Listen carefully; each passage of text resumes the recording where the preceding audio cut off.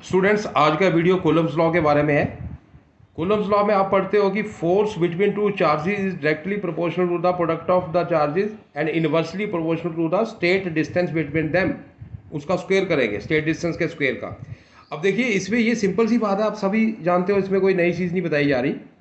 सबको पता है कि अगर हम यहाँ पे Q1 Q2 चार्ज रखते हैं तो उनके बीच में अगर डिस्टेंस, स्टेट डिस्टेंस जो है वो R है, तो ये वाला फोर्स होता है।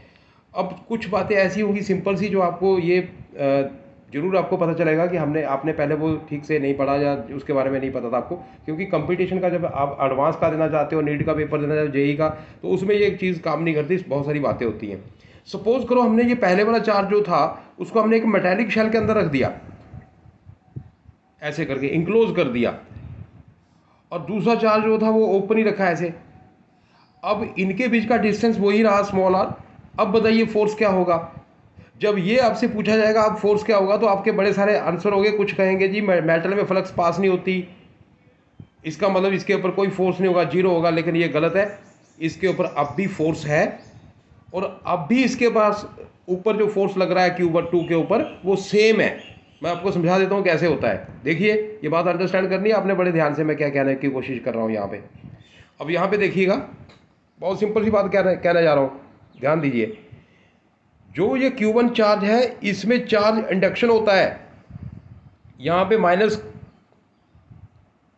Q1 चार्ज होगा इसके शेल के अंदर, मेटेलिक शेल है ये। मैं एक चीज़ और आपको बताना चाहता हूँ, ये मेटेलिक है, मेटल का बना हुआ शेल है ये। तो ये Q1 चार्ज यहाँ पे हो गया इंड्यूस। बाहर जो है वो Q1 प्लस आएगा शेल के।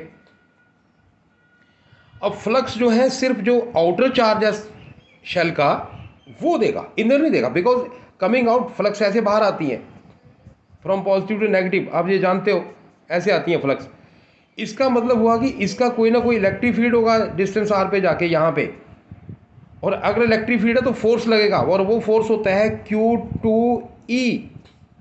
देखिए इलेक्ट्रिक फील्ड क्या होता है किसी शेल का, वो मैं बाद के वीडियो में किसी में डिस्कस करूंगा, लेकिन बताना चाहता हूँ इस समय कि वो इलेक्ट्रिक फील्ड जो आपका होता है वो होता है K, कांस्टेंट है, प्रोपोर्शनलिटी है ये वाला, और यहाँ पे Q1 आएगा और R स्क्वायर। ये इलेक्ट्रिक फील्ड की वैल्यू आ रही है इस शेल की यहाँ पे डिस्टेंस R पे जाके, तो नेचुरली ये फोर्स वही रहा, देखो सेम है।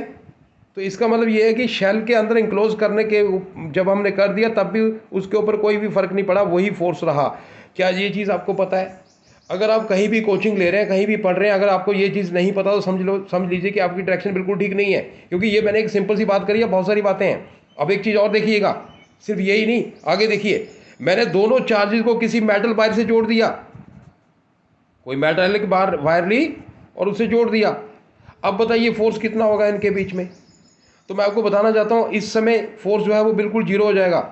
अगर ये मेटल की वायर है तो मैं बताता हूँ क्यों जीरो होगा।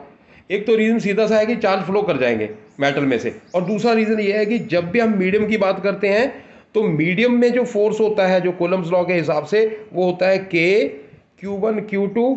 अब मैं आपको एक चीज़ और बताना चाहता हूँ, ये जो K है ना, ये कांस्टेंट ऑफ प्रोपोर्शनलिटी है यहाँ पे, डायरेक्ट्रिक कांस्टेंट बिल्कुल नहीं है। डायरेक्ट्रिक कांस्टेंट जो है अलग चीज़ है। मैं अगर इस K को स्मॉल k कहूँगा तो मच बेटर होगा, आपको कन्फ्यूज़न नहीं होगा। ये देखिए, इसको हम स्मॉल k कह देते हैं तो और भी अच्छा है। अब देखिए, इसकी वैल्यू आपको पता है, डेट इज़ 1/4 होगी, क्योंकि मीडियम में एप्सिलॉन नॉट नहीं होता, मीडियम की बात हो रही है। तो यहाँ पे Q1 Q2 over R square होगा। लेकिन जब जो एप्सिलॉन है, इसकी हम डिटेल जरूर, मैं आप सिर्फ ये बताना चाहता हूँ कि कूलम्ब्स लॉ में कितनी सारी चीज़ें हैं, बस ये कहने की कोशिश है मेरी। बाकी डिटेल में किसी दूसरे वीडियो में जरूर, जो आगे अपलोड होंगे, उनमें बताया जाएगा कि कैसे होता है। K की वैल्यू मेटल की इन्फिनिटी होती है, जब आप K इन्फाइनाइट करोगे तो मीडियम बन गया मेटल, और वो फोर्स इन्फिनिटी 1/∞ का मतलब पक्का इसका जीरो होता है, तो जीरो आ गया फोर्स बेटा, तो दो के बीच में जीरो आ गया। बात यहीं पे स्टॉप नहीं होती, मैं सिर्फ कूलम्ब लॉ के ऊपर डिस्कशन कर रहा हूँ, बड़ा सिंपल डिस्कशन चल रहा है। अब देखिए, इन दोनों चार्ज के बीच में एक कोई इंसुलेटर रख दिया, ये इंसुलेटर रख दिया, और उस इंसुलेटर की थिकनेस T है, और इनके बीच का डिस्टेंस जो है उसको D कह लो या R ही कह देते हैं, चलो R कह दिया मैंने। अब कोई आपसे ये क्वेश्चन पूछ ले कि इनके बीच में फोर्स बताइए कितना होगा, बी केयरफुल बेटा, यही सबसे बड़ा इंपॉर्टेंट पॉइंट है। मैं फिर कह रहा हूँ, आप यहाँ भी कोचिंग ले रहे हो, अगर आप इन चीज़ों को जो मैं कह रहा हूँ अगर नहीं पता तो आपको कूलम्ब लॉ ही ठीक से आता, आप बिल्कुल अच्छी डायरेक्शन ही आपकी जा रही। देखिए ध्यान से, इसमें एक फोर्स कैसे निकाला जाएगा देख लेना इधर जरा, मैं क्या कहने चाह रहा हूँ। इधर देखिए, इसका डायरेक्ट्रिक कांस्टेंट होगा कोई ना कोई इंसुलेटर का, ठीक है, ये डायलेक्ट्रिक भी बोल सकते हैं इसको। अब इनके बीच में जो फोर्स होगा नए वाला, वो देखिए क्या है, 1/4πε0 Q1 Q2 का मैग्नीट्यूड, मॉड लिखना बड़ा जरूरी है मैग्नीट्यूड, क्योंकि डिफाइन ही मैग्नीट्यूड के लिए, और ये पॉइंट चार्जेस होते हैं।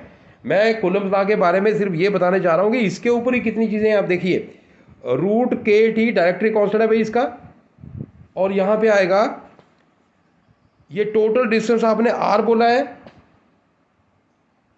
स्मॉल r बोला है, और इसको -t कर देंगे जो इसकी थिकनेस है डायलेक्ट्रिक की, और इसका स्क्वायर कर देंगे, और ये स्क्वायर जो होगा ना ये पूरा होगा ब्रैकेट में। अब मैं बताता हूँ ये कैसे लिखा गया, क्यों लिखा गया। ये आपने अगर डायलेक्ट्रिक को रख दिया जिसकी थिकनेस r है, ठीक है, सॉरी t है, थिकनेस t है, और डिस्टेंस उसका r है दो चार्ज के बीच में, तो आप देखें ध्यान से, ये थिकनेस t मैं ऊपर दिखा देता हूँ शो करता कि कन्फ्यूजन ना हो, ये थिकनेस t है, तो ये है कूलम्ब फोर्स। अब देखें, आप ऐसा करो, डायरेक्ट्रिक को गायब कर दो, यानी कि आप t 0 कर दो। जैसे t 0 करोगे यहाँ भी 0 हो जाएगा, यहाँ भी 0 हो जाएगा, r² बन जाएगा, आप पुराना वापस आ जाओगे। इफ t = 0 आपका कूलम्ब लॉ वही बन जाएगा जो वैक्यूम वाला था।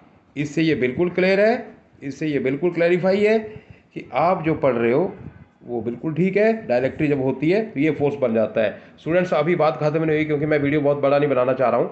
मैं आपको बताऊँगा कि आपको डायरेक्टली ये चीज़ें अगर नहीं पता तो आप कितने गलत हैं। और ये कूलम्ब लॉ, अगर मैं कहता हूँ कि ये चार्ज पहले वाला जो है उसकी स्पीड है 3 मीटर पर सेकंड और नेक्स्ट वाले की 5 मीटर पर सेकंड है, अब इन और कांस्टेंट डिस्टेंस है उनके बीच में फिक्स है, और चले हुए हैं दोनों चार्ज, मूव कर रहे हैं, अब बताइए फोर्स क्या होगा।